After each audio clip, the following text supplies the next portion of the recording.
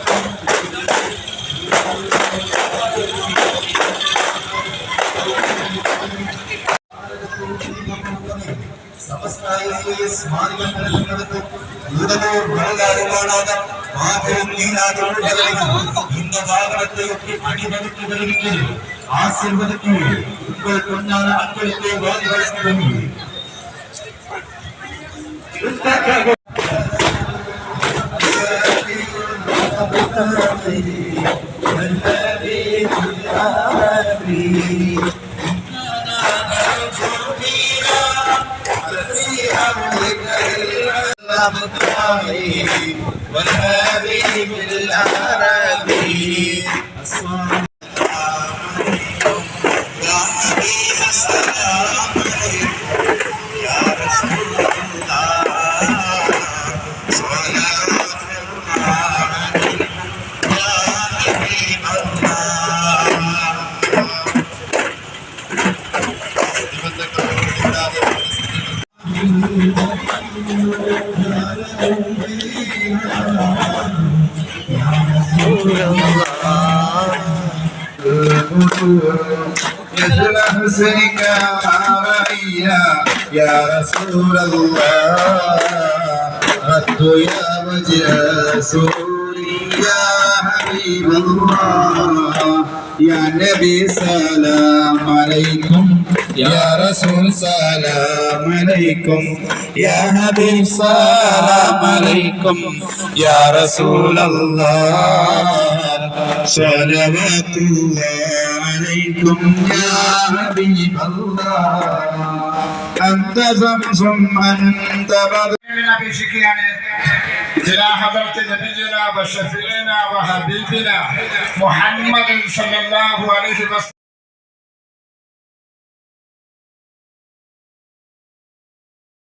പരിശുദ്ധമായ റബീഉൽ അവ്വൽ സമാഗതമാകുമ്പോൾ ലോകമെങ്ങും അവിടത്തെ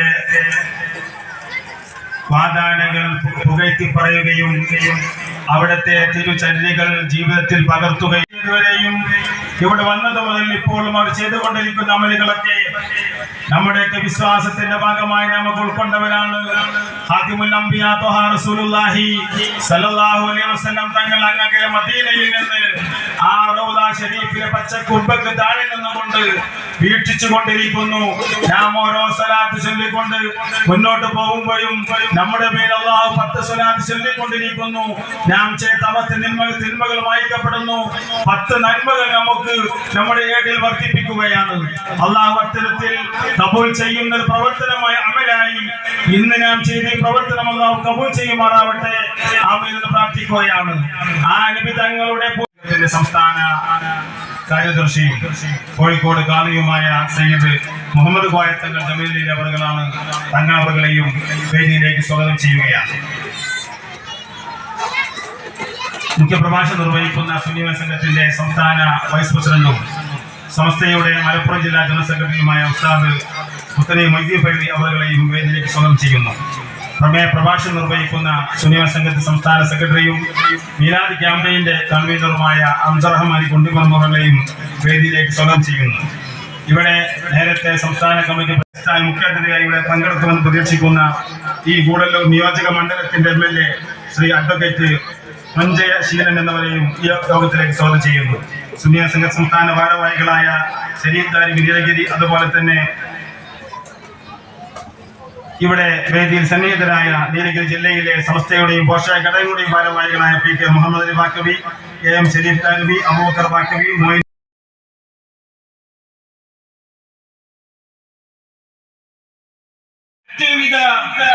ബുദ്ധിമുട്ടുകൾ ഉണ്ടാക്കാൻ വേണ്ടിയല്ല ദീൻ പഠിപ്പിക്കുന്നത്. ദീൻ എന്ന് പറഞ്ഞാൽ എല്ലാവർക്കും ഗുണം കാണിക്കുകയാണ്. യുദ്ധത്തിന് പോകുമ്പോഴും നബി സല്ലല്ലാഹു അലൈഹി വസല്ലം തങ്ങൾ ഒരു അനിവാര്യ ഘട്ടത്തിൽ ആദർശ സംരക്ഷണത്തിന് വേണ്ടി രണ്ടാം ഗണത്തിലേക്ക് പറഞ്ഞയക്കുമ്പോഴും നബി സല്ലല്ലാഹു അലൈഹി വസല്ലം തങ്ങൾ ഉപദേശിച്ചത് എന്താണ് എന്ന് ഒരു വേള വിദ്യാർത്ഥിനിയാണ്. സെക്കൻഡ് പ്രൈസ് മിനഹാജ് PA എന്ന വിദ്യാർത്ഥിയാണ്. തേർഡ് പ്രൈസ് നൂഹ തടപ്പറമ്പ് എന്ന് പറയുന്ന ഒരു കുടുംബിനിയാണ്. 3 ആളുകൾക്ക് വേണ്ടിയുള്ള സമ്മാനം പെൺകുട്ടികൾക്ക് വേണ്ടി അവരുടെ പ്രതിനിധികൾ ഇവിടെ നിന്ന് ഇൻഷാ അല്ലാഹ് ഏറ്റുവാങ്ങും. സെക്കൻഡ് പ്രൈസിന്റെ ആ സമ്മാനത്തിന് അർഹനായ അദ്ദേഹം തന്നെ ഏറ്റുവാങ്ങുന്നു. ബഹുമാനനായ KKS തങ്ങൾ, സുന്നിവേദ സംഘത്തിന്റെ സംസ്ഥാന സെക്രട്ടറിമാരിൽ ഒരാളായ KKS തങ്ങളാണ് സമ്മാനം വിതരണം ചെയ്യുന്നത്. ഫസ്റ്റ് പ്രൈസ്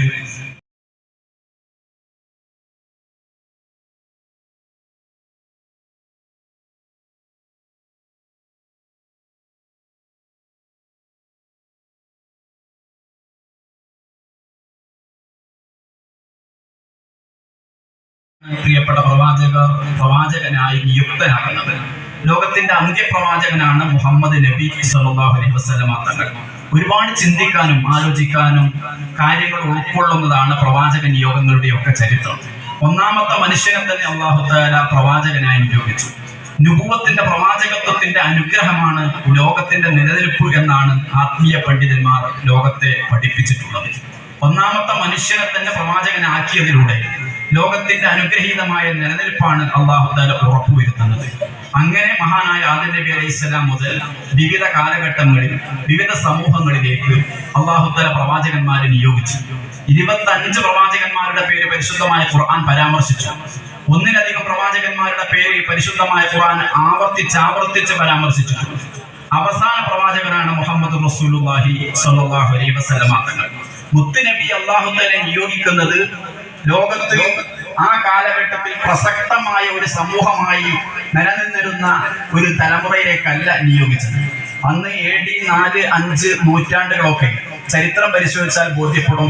റോമക്കാരും പേർഷ്യക്കാരും അതിനു മുമ്പ് ഗ്രീക്കുകാർ, യവന തത്വശാസ്ത്രം അടക്കമുള്ള തലങ്ങളൊക്കെയാണ് ലോകത്തെ സ്വാധീനിച്ചിരുന്നതും ലോകത്തെ നയിച്ചിരുന്നതും. മൊസപ്പൊട്ടാമിയൻ സംസ്കാരം എന്ന് പറഞ്ഞ് ഒരു സംസ്കാരം തന്നെ ലോകത്ത്, ഒരു നാഗരികത തന്നെ ലോകത്തെ പ്രചാരത്തോടുകൂടി നിലനിൽക്കുന്നു. നദീതടങ്ങളിലാണ് മനുഷ്യൻ അവന്റെ ആവാസം ഉറപ്പിച്ചിട്ടുള്ളത്. മഹാന്മാരായ പ്രവാചകന്മാരുടെ നിയോഗവും മനുഷ്യ ജനതതി എവിടെയൊക്കെ താമസിച്ചുവോ അവിടെയൊക്കെ ഉണ്ടായിട്ടുണ്ട്. 5 സഹസ്രാബ്ദങ്ങളുടെ മനുഷ്യ ചരിത്രത്തിന്റെ പഴക്കം പേറുന്ന പ്രദേശമാണ് നമ്മുടെ ഇന്ത്യ, ഭാരതീയ സംസ്കാരം എന്ന് പറയുന്നത്. ഞാൻ സൂചിപ്പിക്കുന്നത് പ്രസക്തമായ നമ്പർ 3 ഡിവിഷനിൽ വെച്ചുകൊണ്ട് നമ്മുടെ മദീന ഫാഷൻ സമ്മേളനം നടക്കുകയാണ്. വർഷം തോറും നടക്കുന്ന പ്രത്യേകമായ സമ്മേളനത്തിൽ നിങ്ങളെവരെയും നേരിട്ട് ക്ഷണിക്കുക എന്നതുകൊണ്ട് മാത്രമാണ് ഇവിടെ എഴുന്നേറ്റ് നിന്നിട്ടുള്ളത്. എല്ലാവരെയും പ്രത്യേകമായി ആ പരിപാടിയിലേക്ക് ക്ഷണിക്കുകയും സ്വാഗതം ചെയ്യുകയും ചെയ്യുന്നു. ആ സമയത്ത് ഹബീബായ തങ്ങളുടെ ഒരു മറുപടിയുണ്ട്. എങ്കിൽ എന്റെ പാപങ്ങളൊക്കെ അതിനാൽ പൊറുക്കപ്പെടുക മാത്രമല്ല സകലമാന പ്രശ്നങ്ങൾക്കും ആ സ്ഥലത്ത് പരിഹാരമാണെന്നാണ് ശബീന റസൂലുള്ളാഹി. നമുക്കറിയാം, ഇന്ന് നീതി നീങ്ങുന്ന ഒരു ലോകമാണ്. എവിടെയും നീതിയില്ലാത്തൊരു കാലഘട്ടമാണ്. ഉത്തരവാദിത്തപ്പെട്ട കേന്ദ്രങ്ങളിൽ നമുക്ക് നീതി നഷ്ടപ്പെട്ടുകൊണ്ടിരിക്കുന്ന ഒരു കാലഘട്ടം.